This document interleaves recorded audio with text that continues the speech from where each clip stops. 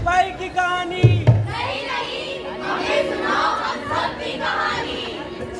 धरती की कहानी सुनोगे? धरती? हाँ, धरती हमारी माँ की कहानी। हाँ, सुनेंगे। तो ये लो धरती की कहानी।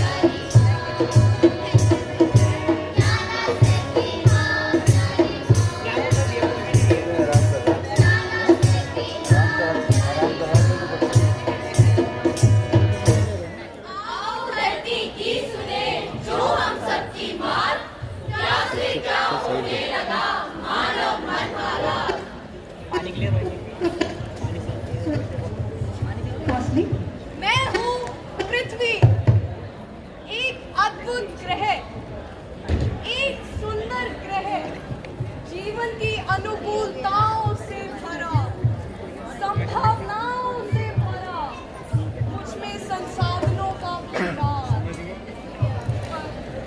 धीरे धीरे मेरी सुंदरता नष्ट हो रही है, मेरे संसाधन खतरे में है, मेरे खनिजों का भंडार धीरे धीरे खत्म हो रहा है।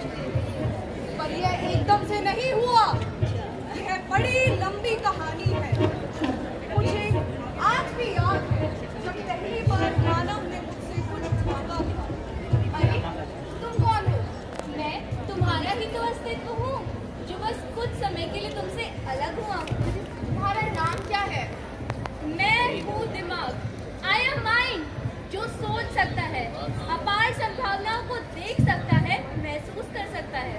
मैं तुम्हारा जीवन बदल सकता हूँ। वो कैसे? मैं तुम्हें तुम्हारे जीवन का उद्देश्य बतलाऊंगा, पर शर्त यह है कि तुम्हें मेरी बातों को मानना होगा, उनका अनुकरण करना होगा। कहो, मंजूर है? हाँ हाँ, मंजूर है। तो चलो मानव, एक क्रांतिकारी युग की शुरुआत करो। सबसे पहले तुम्हारा दिमाग तुम्हें आग का आविष्कार करना सिखाएगा।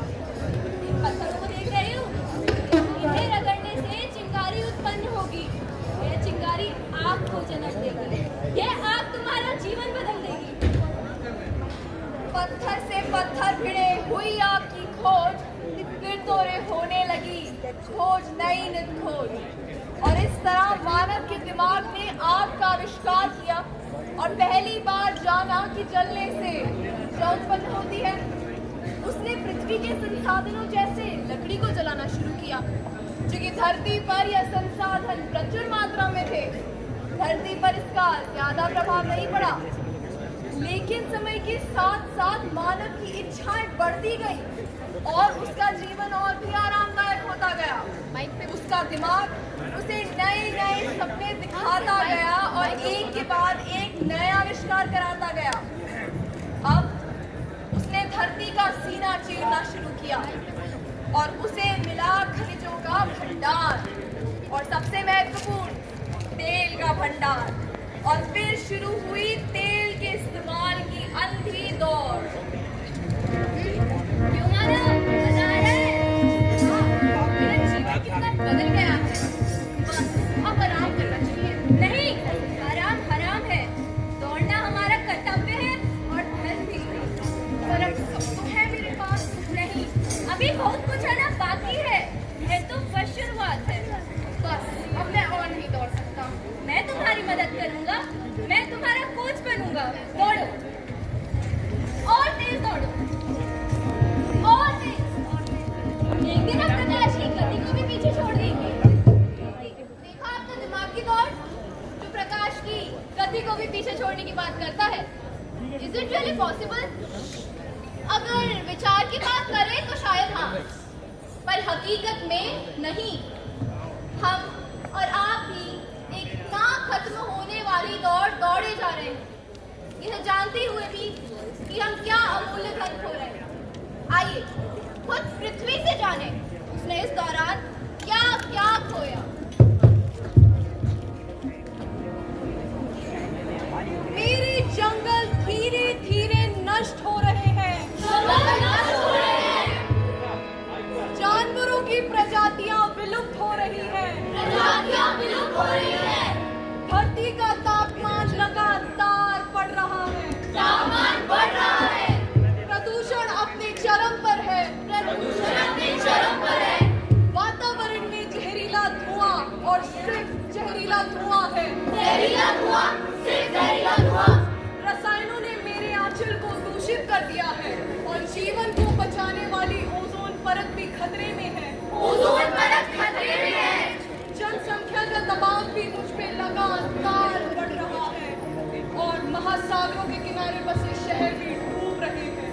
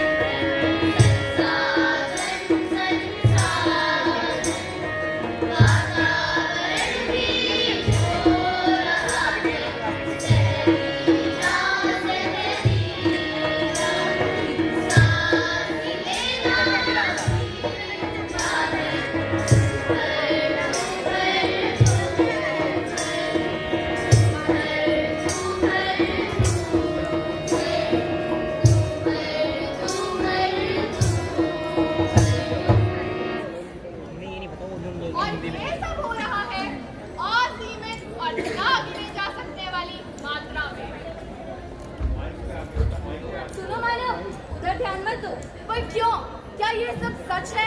हाँ, यह सब सच है, पर तुम्हें आगे बढ़ना है, ग्रो करना है। हमारा एक ही लक्ष्य है, ग्रोथ, ग्रोथ और ग्रोथ। पर ग्रोथ का कोई पैमाना भी तो होगा। पैमाना है। ये आदि मानव से आधुनिक मानव की कहानी है। पहिए के आविष्कार से कंप्यूटर का आविष्कार, बैलगाड़ी के आविष्कार से रॉकेट तक का आविष्कार, आग की खोज से परमाणु ऊर्जा की खोज, बड़े उद्योग, फ्लाईओवर्स, लोकोमोटिव इंजन्स, सुपरसोनिक विमान। और ग्रोथ का सबसे महत्वपूर्ण पैमाना है पैसा। Money, money, money. पैसा ही भगवान है, पैसा ही ईमान। पैसे से पैसा बने, बस पैसे की खान। अरे कौन आया?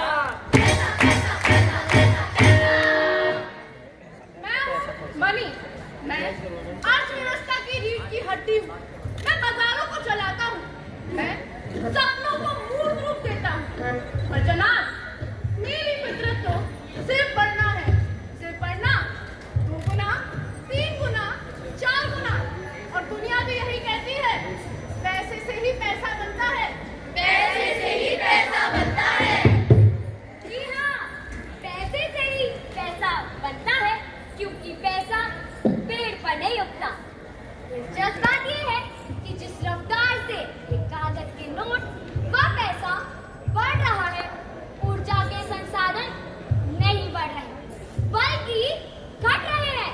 और इसका जवाब सीधे तौर पर ऊर्जा के मुख्य संसाधन पे जाता है। जी हाँ, तेल पर। तो आइए जाने तेल की कहानी, तेल की जुबानी।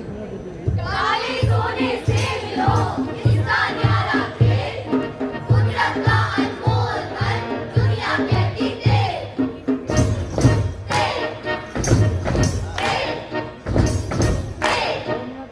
मेरे बिना दुनिया है फेल, क्योंकि मैं हूँ तेल।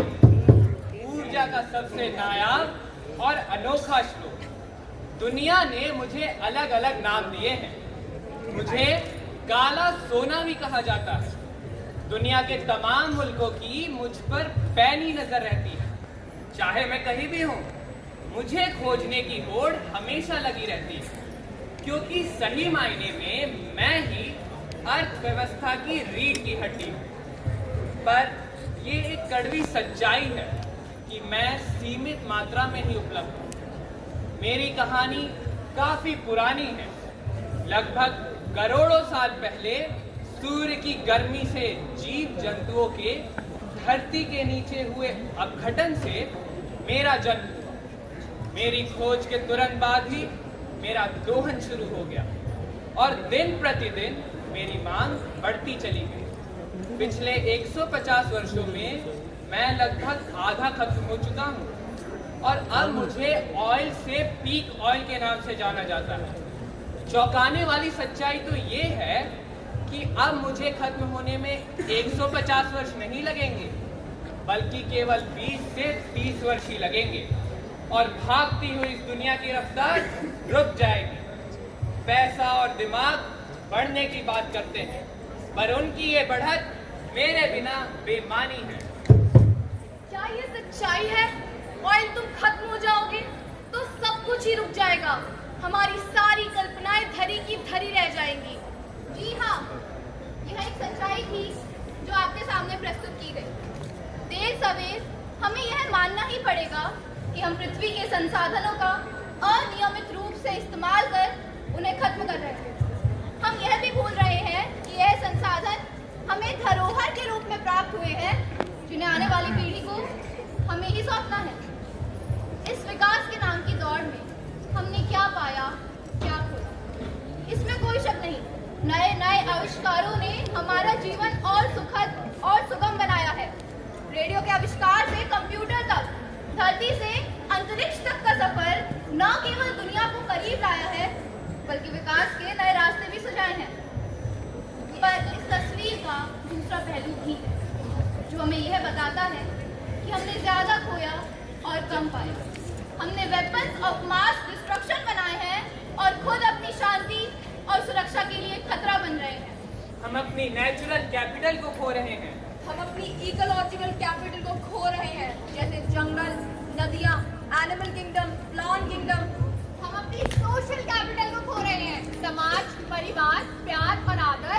हम अपनी कल्चरल कैपिटल को खो रहे हैं, गीत, संगीत, लोक विधा। हम अपनी स्पिरिचुअल कैपिटल को खो रहे हैं, विश्वास, मूल्य, नैतिकता और ईमानदारी।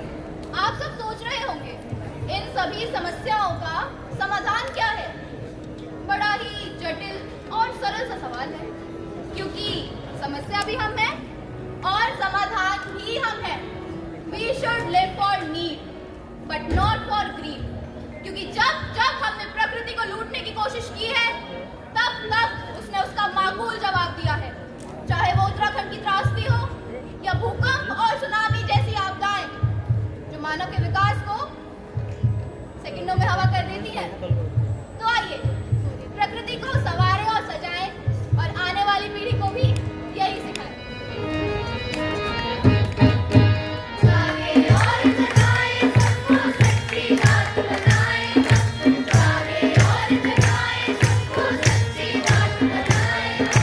आओ सारे मिलकर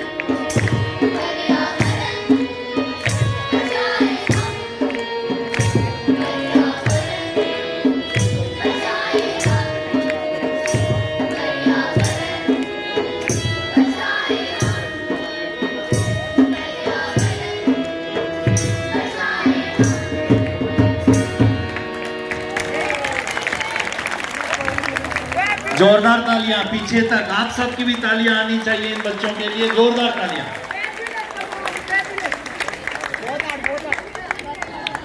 धन्यवाद इस मोहक प्रस्तुति का, जिसने हमें बहुत कुछ सोचने पर मजबूर कर दिया।